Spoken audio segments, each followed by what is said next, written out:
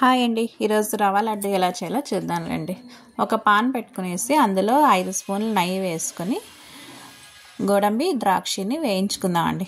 బాగా brown colour వచ్చేదాకా fry చేసుకుని ఒక ప్లేట్లో తీసుకుందాం. ఇప్పుడు అదే పాన్లోకి రవ్వ తీసుకుందాం అండి. చిరోటి రవ్వ తీసుకున్నాను 1 కప్పు. అది బాగా ఫ్రై చేసుకుందాం. బాగా బ్రౌన్ కలర్ వచ్చేదాకా ఫ్రై చేసుకుందాం అండి, పచ్చివాసన అంతా పోయేదాకా.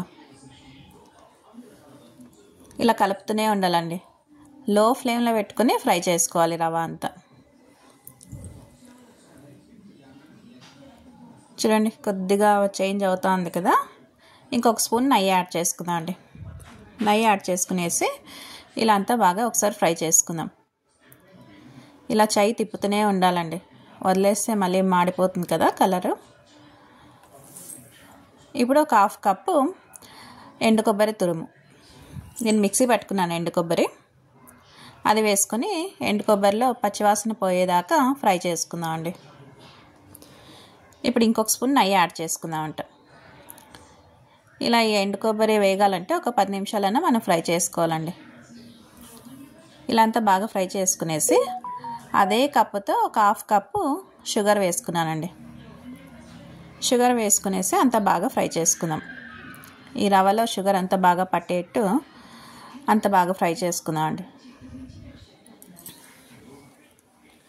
మీరు కావాలంటే షుగర్ పౌడర్ కూడా వేసుకోవచ్చు, బట్ షుగర్ వేసుకుంటే మనకి రవ్వ లడ్డు బాగా మెత్తగానే ఉంటుందండి, గట్టిగా రాయిలాగా అవ్వదు.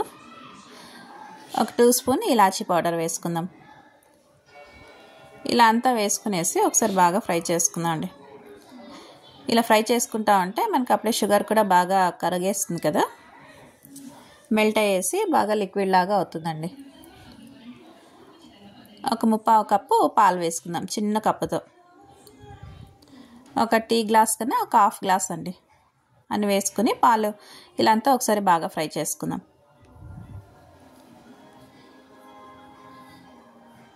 ఈ రవ్వ అంతా వేయించుకోవడానికి నాకు 20 మినిట్స్ టైం పెట్టిందండి.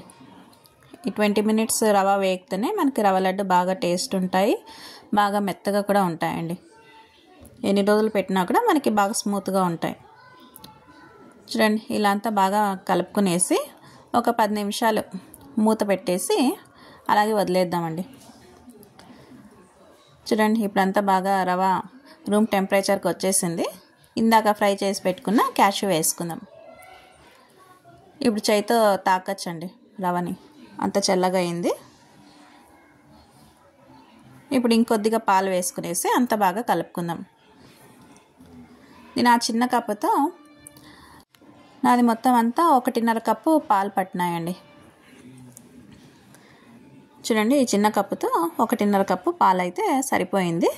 ఇప్పుడంతా ఒకసారి బాగా కలుపుకునేసి ఇంకా లడ్డులాగా చుట్టుకుందాం అండి. కొద్దిగా గోరువెచ్చగా ఉంది. ఇలా గోరువెచ్చగా ఉన్నప్పుడే మనం లడ్డూలు చుట్టుకుంటే బాగా వస్తాయండి. చూడండి, ఎక్కువ ప్రెస్ చేసే పని కూడా లేదు. ఇలా బాగా నీట్గా రవ్వ లడ్డు అయితే రెడీ అయిపోతుందండి. చూడండి, ఎక్కడ విరుక్కోకుండా బాగా వచ్చింది కదా. మనం రవ్వ వేయించుకునే దాంట్లోనే ఉంటుందండి. ఒక 20 మినిట్స్ దాకా రవ్వ వేగితే మనకి ఇలా లడ్డూలు బాగా వస్తాయి. చూడండి, మధ్య మధ్యలో ఇలా రవ్వ అంతా ఒకసారి బాగా కలుపుకుంటూ ఉండాలండి, మళ్ళీ డ్రై అయిపోతుంది కదా. ఇలా అంతా ఒకసారి బాగా కలుపుకుంటూ మనం లడ్డూలు చుట్టుకోవాలండి. అప్పుడు మనకు పర్ఫెక్ట్గా వస్తాయి. ఈ లడ్డూలు మనము ఒక 15 రోజులు బయట పెట్టినా కూడా మనకి హార్డ్గా అవ్వవు, అలాగే మెత్తగా కూడా ఉంటాయండి. చూడండి, ఇలా అంతా మనము లడ్డూలు చుట్టుకునేస్తాం.